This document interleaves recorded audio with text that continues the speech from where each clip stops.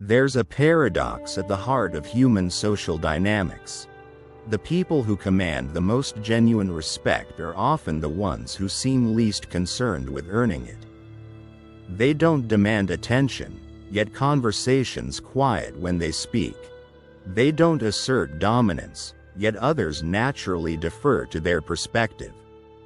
They don't perform confidence, yet everyone in their presence feels the unmistakable gravity of their inner authority. Today, we're going to decode the invisible psychology behind instant respect and discover why emotional intelligence, not ego, is the foundation of true influence. The ancient Stoic philosophers understood something about respect that modern psychology has only recently begun to validate. True authority emerges not from what we project outward, but from how we relate to ourselves inward. Marcus Aurelius, despite commanding the most powerful empire in history, wrote extensively about the relationship between inner composure and outer influence, recognizing that sustainable respect must be rooted in authentic self-mastery rather than external validation. This philosophical insight aligns perfectly with contemporary research on what neuroscientists call embodied cognition, the understanding that our mental states are reflected in our physical presence in ways that others perceive and respond to unconsciously. When someone has developed genuine emotional resilience and self-awareness, it creates a kind of psychological gravitational field that others find naturally compelling. But here's what makes this relevant to our journey of emotional intelligence. Instant respect isn't about becoming someone you're not. It's about becoming more fully who you already are beneath the layers of social conditioning, anxiety, and the endless attempt to manage how others perceive you. The people who command natural respect have learned to stop performing themselves and start embodying themselves. Consider the fundamental difference between someone like Oprah Winfrey and a typical television personality. Both are skilled communicators, both are successful, both are articulate. Yet Winfrey possesses something that transcends professional competence, a quality of presence that makes even other celebrities become more authentic in her company. This isn't accidental. It's the result of what I call integrated authenticity, where one's public expression aligns seamlessly with their private truth. The philosopher Martin Heidegger wrote about authentic being, as opposed to what he called das Man, the anonymous public self that most people present to the world. Those who command instant respect have learned to live from their authentic being rather than from their performed self, and others unconsciously recognize this rare quality of genuine presence. Modern neuroscience has revealed that what we experience as commanding presence is actually a complex symphony of nonverbal communications that operate below conscious awareness.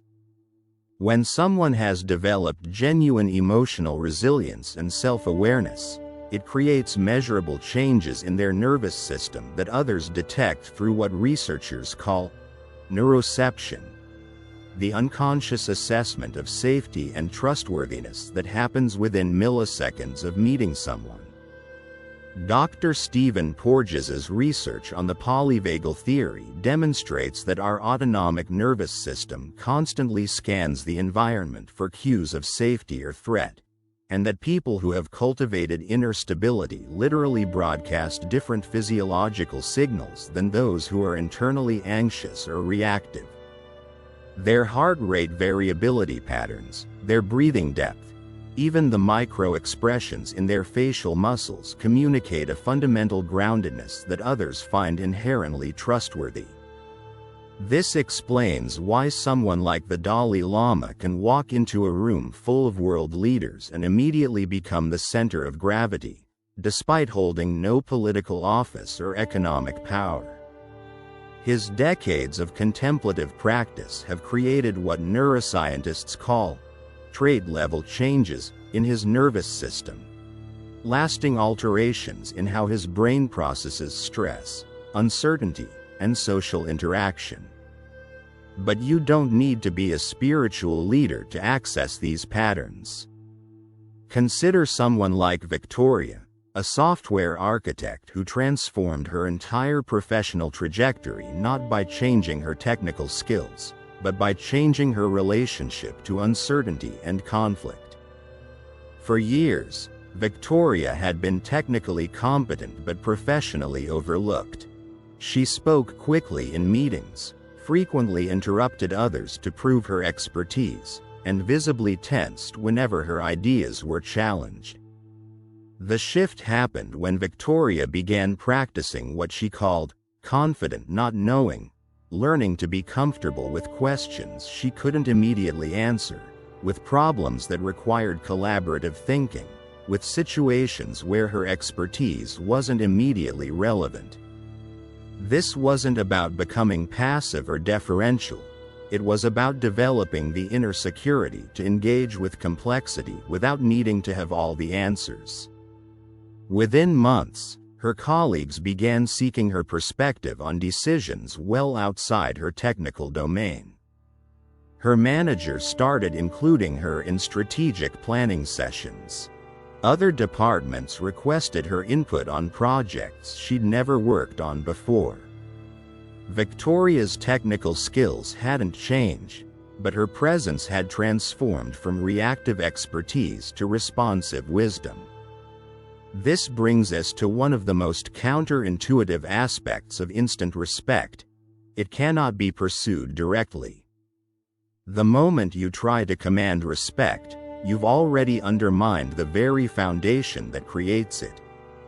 This paradox has puzzled philosophers and psychologists for centuries, but recent research in social cognition provides some fascinating insights.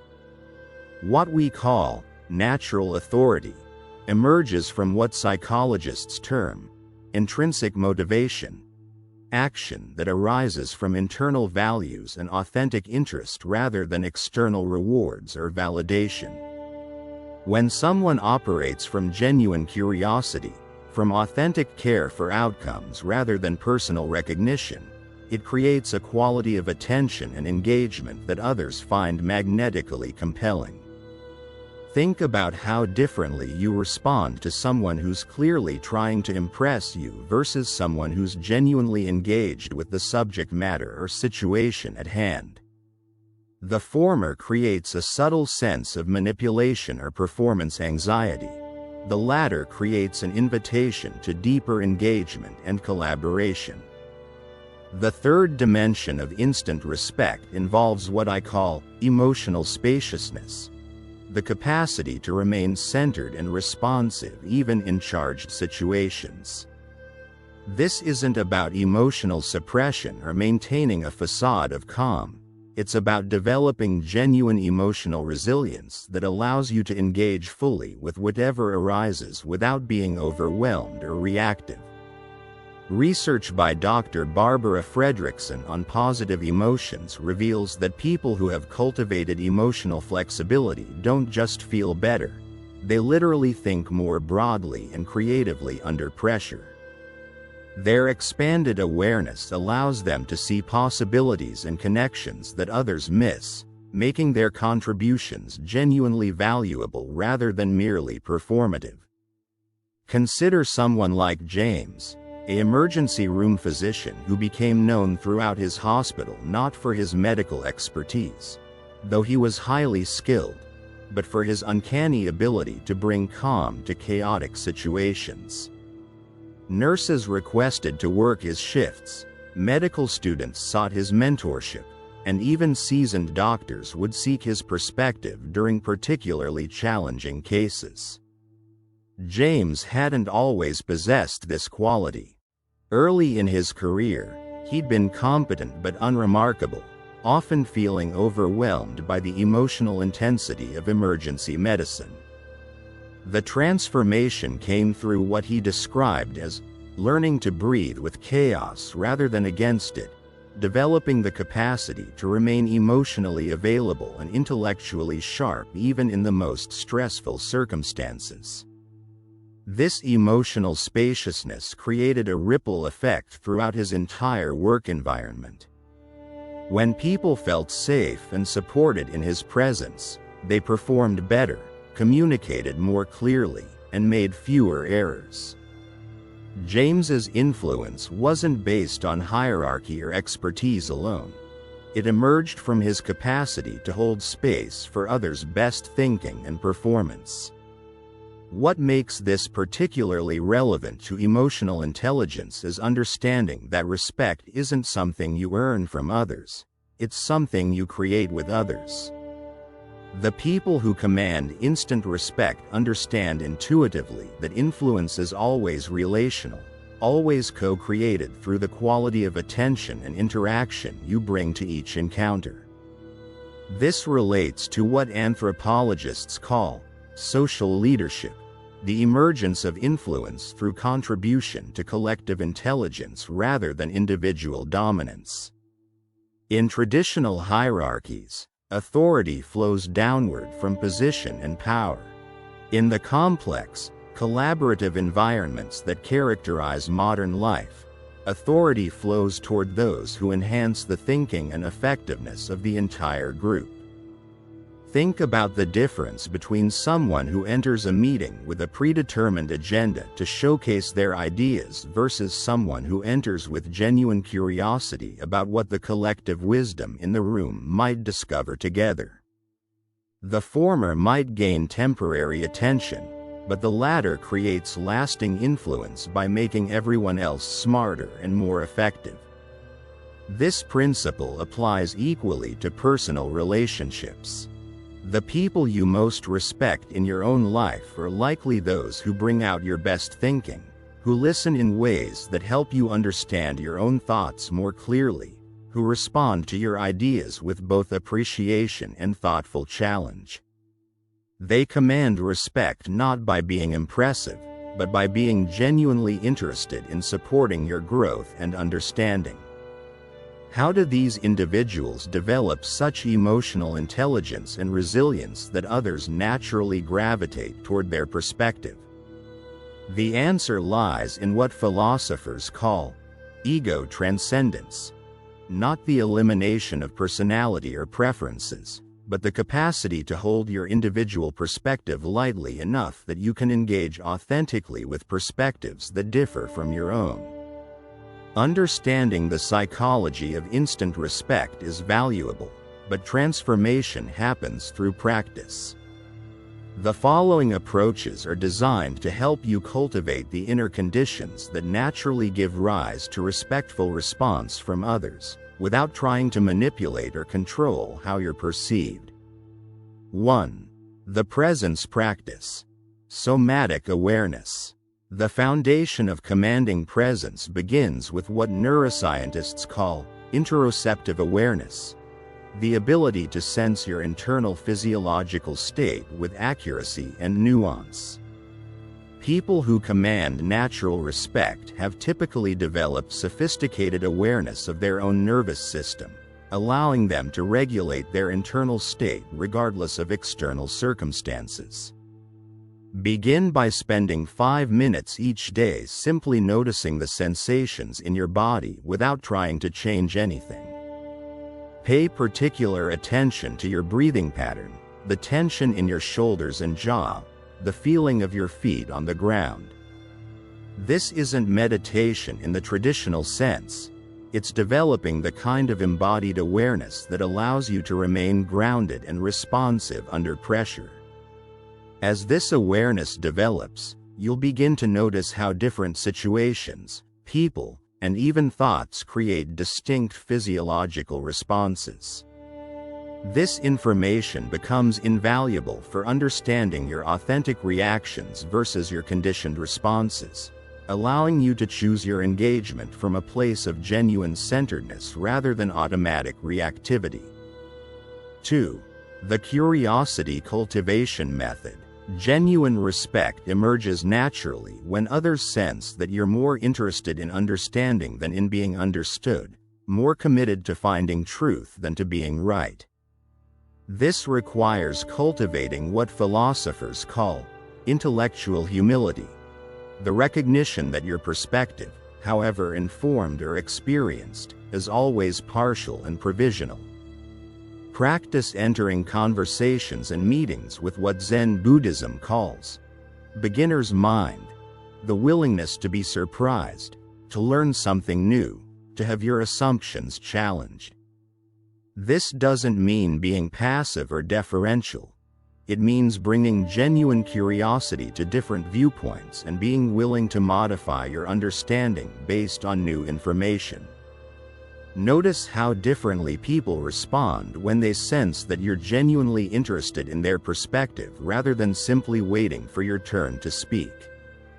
This shift in orientation, from performing your knowledge to exploring collective understanding, creates the foundation for the kind of influence that emerges through contribution rather than domination. 3. The emotional regulation integration.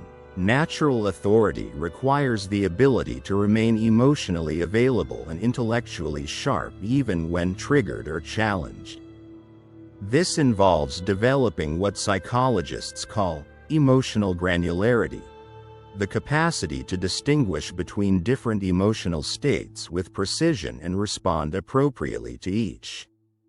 When you feel defensive, instead of immediately explaining or justifying your position, pause and investigate the sensation of defensiveness itself.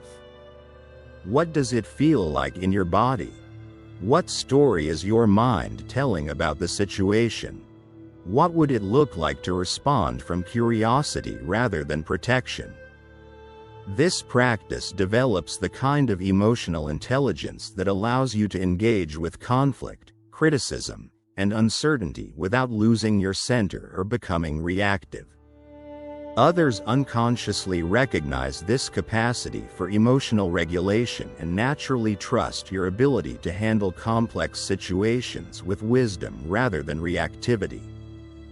4.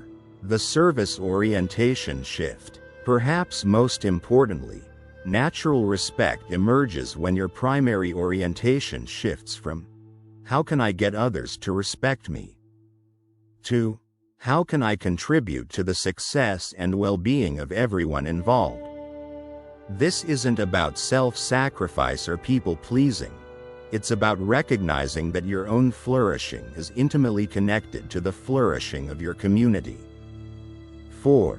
The authentic expression protocol. The final pathway involves learning to express your authentic perspective without attachment to how it's received.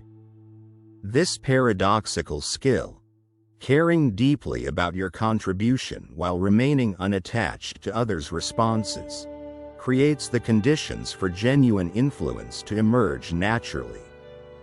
Practice sharing your honest thoughts and feelings without explaining, justifying, or defending them. Simply offer your perspective as a gift to the collective understanding and remain curious about how others respond. This doesn't mean being blunt or insensitive. It means developing the confidence to be vulnerable and the security to let your contributions stand on their own merit. When you can express yourself authentically without needing others to agree, understand, or validate your perspective, it creates a quality of self-possession that others find naturally compelling.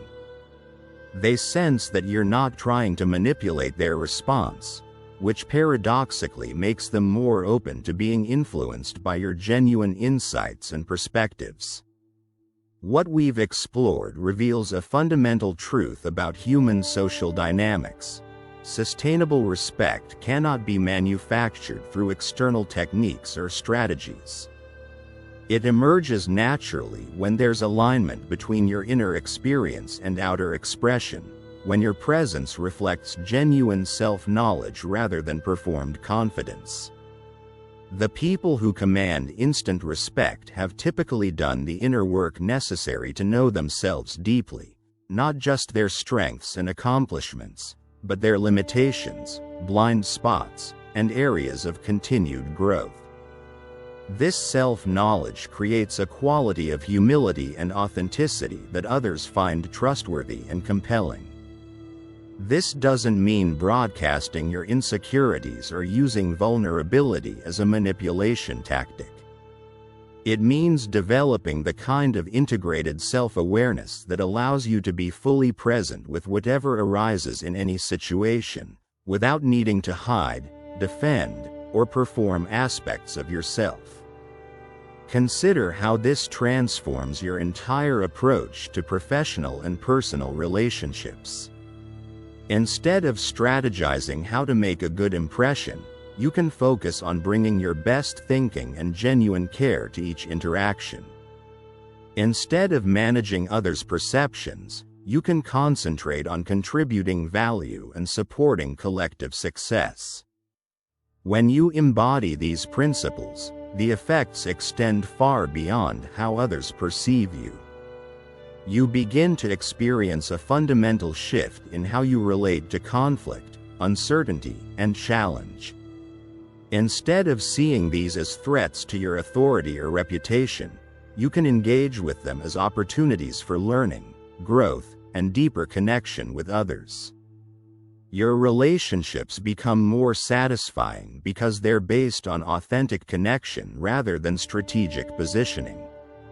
Your contributions become more valuable because they emerge from genuine insight rather than the need to prove yourself.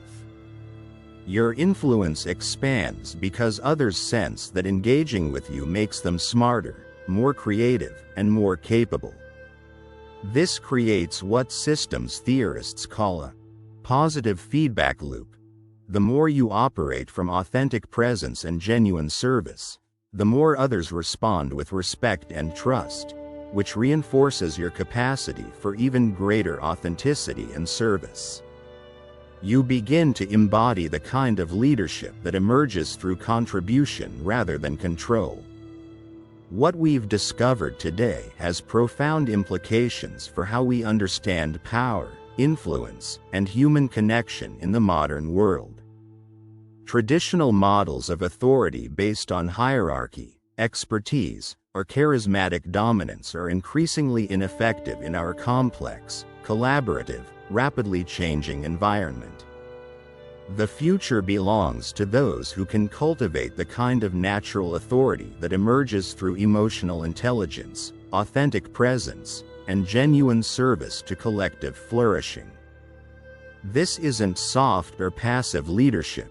It's the most sophisticated and effective form of influence available to human beings. The paradox we began with, that those who command the most respect seem least concerned with earning it, reveals itself as a fundamental truth about human psychology. When you're genuinely focused on contributing value, solving problems, and supporting others' success, respect emerges as a natural byproduct of that orientation. This doesn't mean you should ignore how others perceive you or become indifferent to feedback and response. It means recognizing that sustainable influence is always earned through genuine contribution rather than strategic self-presentation. When your primary concern shifts from managing perceptions to creating value, you naturally begin to embody the qualities that others find worthy of respect. Remember that developing natural authority is not about becoming someone different. It's about becoming more fully yourself beneath the layers of social conditioning and performance anxiety that obscure your authentic presence.